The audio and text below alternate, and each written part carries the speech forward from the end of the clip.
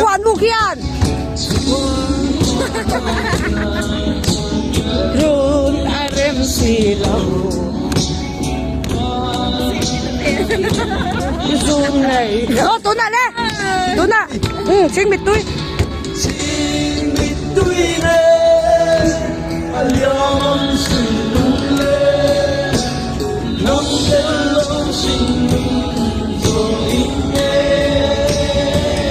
Tuấn lên đi hết xe Tuấn lên đi hết xe Anh em tỏ mộng xí đâu Lên cái chài cần ngay đâu cần chài á Ngồi đâu cân lại Lên cái chài cần ngay đâu cần ngay đâu Lên sai cần ngồi lâu cân ngồi lâu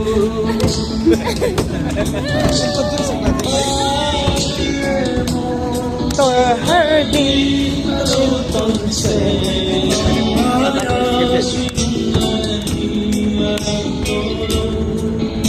Hờ mơ y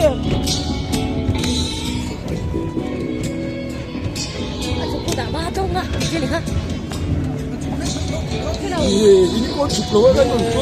해가지고 Tin đó thì lỗ mi Chúng tôi cần tin đó thì lỗ mi